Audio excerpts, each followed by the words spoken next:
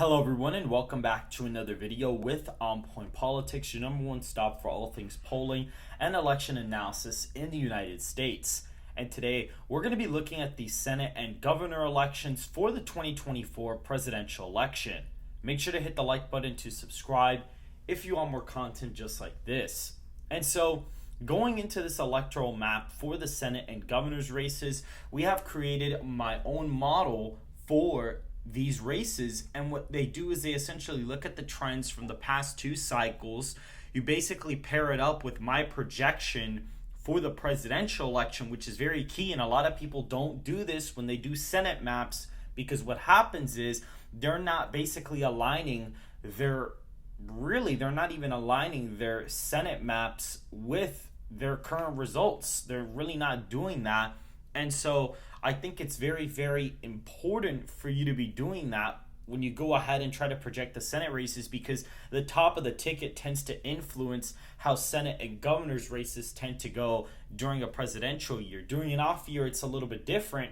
But just to give you guys a little bit of an idea, this is my 2018 Senate prediction map based on the model that I have. And the only reason why California isn't safe is because it was two Democrats going against each other. I actually believe that might have even been Kamala Harris, funny enough. Oh no, it was not Kamala Harris. It was actually Feinstein.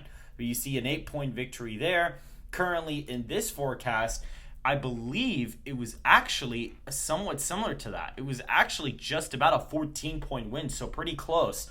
If we were to look at, the Senate map here, I can kind of go ahead and compare really quick. For example, we have Ohio, a 4.6 percentage point victory in my model. And we look here, we currently have a 6.8 percentage point win here. West Virginia was a 3.2 percentage point win for Manchin. I had about a 3-point win for the Republican, but that race was pretty close and was a little bit unpredictable due to the down ballot effects. Now, looking at states like, for example, Tennessee, I had Blackburn +4, I believe it was. I don't know why the model had it so close. It was like Blackburn plus 4.3, and she ended up winning by 11. Indiana, in my forecast, actually flips. And funny enough, Nate Silver's forecast actually has Indiana barely going to the Democrat, which was kind of interesting. So even my model compared to Nate Silver back then was pretty similar, give or take. We actually had pretty similar modeling, believe it or not. So that is actually pretty interesting. We even had Florida both going to the Democrat. And this was mainly because we kind of probably used similar modeling for basing it off the presidential result, that maybe he incorporated that into his forecast. There's a big possibility. I basically used the 2016 results and kind of averaged that out, because if you don't do that for this model, what ends up happening is you get really crazy results. You're talking about let's see a really crazy result here. Missouri goes blue. Arizona and Florida go blue, and Indiana.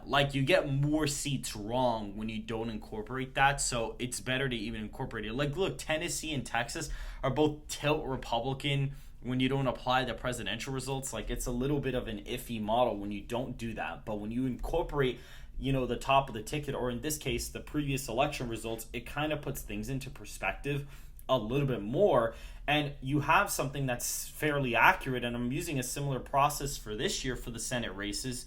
And so for the safe Republican states, for the Senate races, we have Indiana Senate seat currently safe Republican in our forecast. Mississippi is a safe Republican state. Nebraska's second election, including the top seat for Nebraska. There is an independent candidate that is running against Fisher right now, and the polls have it close, but they are oversampling independents and Democrats by quite a bit. Maybe it is under a 15-point race. It's definitely possible because the polls have been a little too close. But overall, this is kind of what we're looking at in the electoral process here. Looking at more states right now, currently the state of Tennessee is in the safe Republican column for this forecast, as well as North Dakota. Utah is also in the safe column as well. And West Virginia is now a safe Republican state alongside Wyoming. Now, West Virginia is interesting because this one used to be a competitive race not even that long ago. It was probably going to come down to single digits about a year ago, but Manchin just started losing more and more ground, and became very apparent with Trump on the ballot he wasn't going to be able to fend off his seat like he was able to the past couple of elections, and so he basically bowed out. And now Jim Justice is basically projected to go on and win that seat by about 35 points. So that is pretty crazy.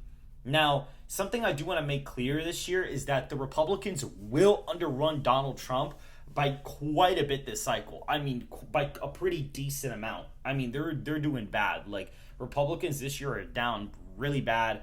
Like, it's a bad look. They are going to underrun him, but not as much as people think they are.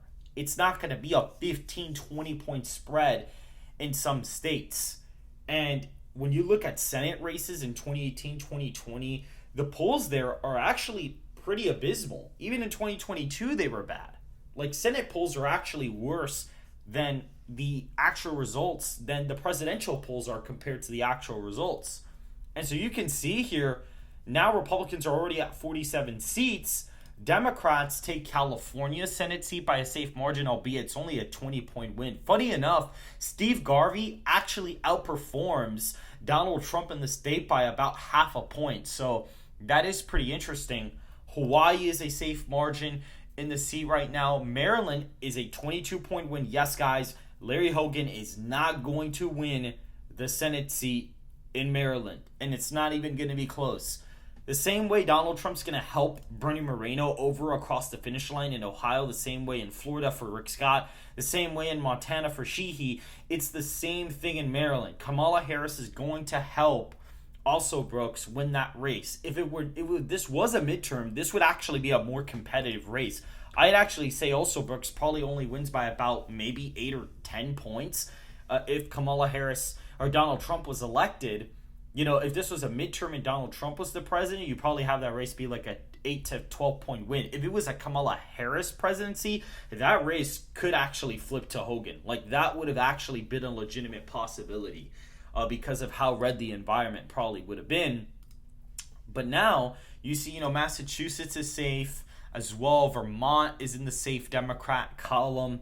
You have Rhode Island in the safe Democrat column in this forecast as well. And you also have, that's basically about it, actually, because even Maine and Minnesota are not even safe in this forecast. And that's something people don't understand, is that Donald Trump is performing so well in deep blue states. He's actually going to, basically, the Democrats are going to get hurt down ballot real bad in some of these races. And in some of these states, Donald Trump is the reason why the Republicans are going to be able to win these races and actually pull them out. Missouri, currently about a 14.5-point victory on track for Josh Hawley. He's going to go on to win re-election fairly easily. I mean, the first time he got elected was during a blue midterm, and he still won that race, and he defeated the incumbent, and so he is a pretty strong candidate for Missouri in a Senate race, and so I do actually think he'll probably go on to win that race fairly easily, but in my model, it is under a 15-point victory. Another one, Montana, Tim Sheehy, I actually think currently I have him winning by 13.8 percentage points. It's a way higher victory than everybody else has because they're not factoring in the top of the ticket effects on the actual seat. Montana right now is a 22-point victory for Donald Trump in my forecast. So that's why you have a margin like that in Montana. And Ohio's currently about roughly, if we look at the margin here, is about a 7.5-point victory for Moreno. Donald Trump is going to go on to win Ohio, give or take, by about 15 points. So Bernie Moreno is actually underperforming Donald Trump more than Hovde is in Wisconsin, or McCormick even is going to be doing in Pennsylvania. Like, Bernie Moreno, compared to the rest of the Rust Belt, is actually not the best candidate, but because Donald Trump is going to win Ohio by so much, he's still actually going to carry him over across the finish line come Election Day. Looking at Texas, I mean, this is an easy victory, about a 10-point win for Cruz. Donald Trump is expected to win Texas in my forecast by 13, so he's going to only underrun Donald Trump by a little bit. I mean, you had a poll having Donald Trump, or I think it was freaking Cruz, down 1 against Allred. Like, no, guys, that race is not going to flip Democrat. It's not even close. Florida, 6.5-point victory on the way for Rick Scott, and currently Donald Trump is projected to win the state of Florida in my forecast by about 11. So Rick Scott is going to underrun Donald Trump by quite a bit in the state of Florida, but not enough to end up losing that race. And this is going to be the first time where dude actually has a pretty decent margin of victory in a race. I mean, every single time he's ran, he always ekes out those elections very, very narrowly. Now, for the likely Democrat seats, we have Washington at about 13 points. Guys, this Democrat incumbent is not popular. I mean, when you go back to the Democrat plus 20 environment in the Senate, she's only winning by 17. And when you go to like a red wave year, like look, see, 2012, Canwell won by 21 in the Senate race, and Obama won by about, let's look at the margin in 2012, by about 14. So she did outperform Barack Obama that year. But like looking at 2010, she literally only won by about 4 points, and Wyndon basically won by 18. Like, she's not a popular senator, guys. She is not a popular senator. Even 2006, she had a super big blue wave, literally underperforming the national environment. Like, she is not popular. Look at that. Look at 2000. Literally a tilt Democrat margin. Guys, she is not a popular incumbent. And so the only reason why she's going to win this race by over 10 is because Kamala Harris's coattails are in fact going to help her in this race. New Mexico is an interesting one because Donald Trump does have this race down to a single-digit race. Seems like I have the Democrat outrunning Kamala Harris by about 5, so it's a 7.5-point victory for that candidate. In New Mexico, Virginia is an interesting one because that one's actually only a 6-point race for Kane. Kane is only winning Virginia by 6. Currently, Donald Trump is losing the state by 2.5, so Hung Kao's going to underrun Trump by only a tiny bit, but not by double digits or high single digits like all these polls are saying. Looking at Connecticut, I mean, that's about a 13-point win. Delaware, 12.5-point victory for the Democrat. New Jersey, this one's interesting because Senator Bob Menendez did drop out of the race, and now there's a new Democrat candidate coming in, and the polling for them isn't really great even now. And so that race is looking like about a 6-7 point race, believe it or not, despite Kamala Harris actually doing better in the state, which is pretty interesting. Like, the Democrat is only outrunning Kamala Harris by like a point in New Jersey. Like, it's pretty bad. And I have Kamala Harris winning in New Jersey by about 7 points. Looking at New York, it's actually a 14-point win in our forecast. And currently right now, New York is about an 11.5-point win, give or take. Gillibrand doesn't have the highest approval rating in the state, funny enough. I mean, she's just about as popular as Donald Trump in the state. And so that's pretty bad for a Democrat senator. She's only a couple points more popular than him. And so she's probably going to run in line with Kamala Harris in a Senate race. And Republicans in senatorial races and governor races recently have been doing quite a bit better compared to before. Looking at Minnesota and Maine, these are kind of interesting because Minnesota is only a 7.5-point win for Amy Klobuchar, which really is a small victory. Now, she outruns Kamala Harris by a lot. The thing is, right now, Kamala Harris, in my model, is only up by 0.2 in Minnesota.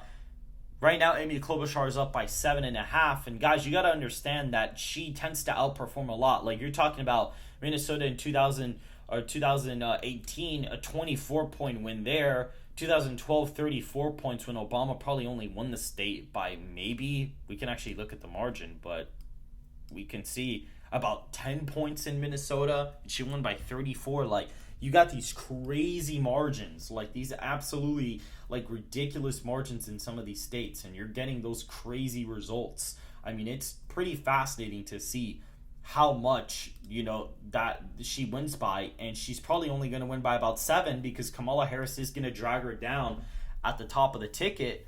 And you have Angus King, who, this guy is a huge outperformer. Like, right now, Donald Trump is down in the state of Maine by 2 points, and he's winning by 11. Now, he's actually an independent candidate. We just classify him with the Democrats because he basically caucuses with them all the time. It's like Bernie Sanders. He basically caucuses with the Democrats, so we're basically counting them as Democrat seats. And right now in Maine, I mean, he's winning very easily. Like, Donald Trump could win the state of Maine, and he'd probably still win that race by like 9 or 10 points. Like, that race is not going to even go Republican at all. And now here are the main swing states on the Senate map: the Rust Belt and Arizona and Nevada. These are the main toss-ups, and we're going to basically start with Nevada. This one is a half a point victory for Sam Brown. It is super competitive. The polling has him down like 10 points, but Donald Trump is winning the state of Nevada by around 4 points-ish, and so he probably is going to carry over Sam Brown, and that's what my model currently has him doing. Donald Trump's probably going to outrun his performance in Clark County and is definitely going to help out there. Arizona, he's actually winning there by 6.7% in my forecast right now. And looking at Arizona, Kari Lake, believe it or not, guys, I have winning by 3 points. She's not going to underrun Donald Trump by double digits like all these people were saying. That's not how these Senate races work in a presidential year. They always tend to run within the presidential margin, give or take. I do think Kari Lake is going to basically underrun Donald Trump with college-educated voters, but with non-college, she actually performs better with them in 2022 than Donald Trump did, by the way. And so Donald Trump's kind of able to help her out, cancel out that college-educated deficit by boosting her with even more non-college and some college-educated. It's going to help her out in the state. And Hispanics may also play a part into her victory as well. Now, we're going into the Rust Belt. A lot of these people, they're going to be super easy wins. No, Donald Trump is outrunning in these states by quite a bit. And right now, Michigan is about a half a point victory for Slotkin. It is a very, very competitive race. Very, very close. But Slotkin is expected to, in fact, win this race by about half a point. And not only that, guys, Eric Hovde is projected to win Wisconsin by a full percentage point. He is projected to beat Tammy Baldwin by a full point, and McCormick is up in Pennsylvania by literally a quarter of a point, guys. It is a super competitive race, but he is, in fact, barely winning this race. Now, the polling for all the candidates in the Rust Belt on the Republican side has gotten better. All of them, by a couple points, actually. And so, I'm not surprised to see this. I'm not even surprised to see that Eric Hovde is winning Wisconsin or Pennsylvania. And by the way, guys, just to let you know, every time Donald Trump wins a state, more than likely, the Senate candidate always gets carried with him. The only time that a ticket splitting state basically occurred was when Maine at Large voted for Joe Biden and then it voted for Susan Collins on the same ballot. Other than that, the Senate races always tend to be pretty close to what the presidential level is going to be. I'm going to see what I can do to update this Senate model, but I think this is fair to assume that Donald Trump is going to help some of these candidates over, and I do think a lot of them are going to underperform him nationally. Now, my model did underestimate Republicans in some states like Florida and Indiana, and even in Missouri, Tennessee to an extent. But in West Virginia was a little bit more iffy. So my model is a little bit of a mixed bag, but it does give you a better idea of where the races are. I'd basically say that like the Rust Belt, Nevada, Arizona, I'd say that those are toss-up races, really, to be honest. Like Nevada, Arizona, the Rust Belt are basically toss-ups. They could all basically go either way. Now, Kari Lake, I'm actually starting to get pretty confident in her chances there considering all things. But right now, the Republicans are at 56 Senate seats to Democrats' 44. And looking at these governorships, it's very straightforward, guys. Very, very straightforward stuff. There's really no competitive races except one. And that is North Carolina with Mark Robinson versus Josh Stein. And I'm going to get to that one because there's been a lot of talk about that. And we have Washington, a likely Democrat, about an 8-point win. The last time this race was up was in about 2020. And when you see the map here, right about a 13-point victory for the Democrat here. And so that is a pretty fair categorization, I would say, for this race. Montana, right now, a 13-point win for the Republican candidate there. And in my model, that candidate is winning by roughly 18 points. North Dakota is a safe matchup. We also have Missouri is a safe matchup. Utah is a super easy win. Indiana, give or take, is also an easy win as well. West Virginia is a very easy win as well. And Delaware is coming down to about a 12-point win there. Looking at 2020, this was about a 20-point victory. So if right now Donald Trump's only losing it by 11, it would kind of make sense for this to be the case. Now, what's interesting about New Hampshire and Vermont, you'll see here very quickly, is that they're actually safe Republican at the governor level. And this is because you kind of have these liberal type Republicans running there. And right now, Phil Scott is projected to win re-election, albeit way closer this time. It is only an 11-point victory. And we also have Kelly Ayotte, which a lot of people think this race is competitive, but based on the historical nature of the elections and whatnot, of her elections per se, and based on the fact that the New Hampshire governorship races tend to be, a little bit more Republican in nature, and Donald Trump is doing relatively well in New Hampshire, she's actually projected to win by more than Phil Scott is in the model, which that may be incorrect. I would like to see what I'd be able to come up with the model.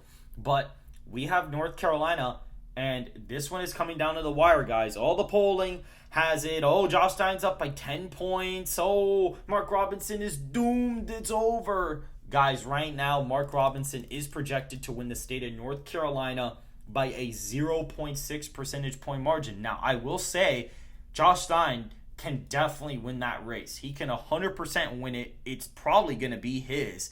And I have Donald Trump winning North Carolina by 7.5 currently. So I do have a pretty big win. Like if Donald Trump were to be winning North Carolina by even 6 points, Josh Stein would effectively be winning.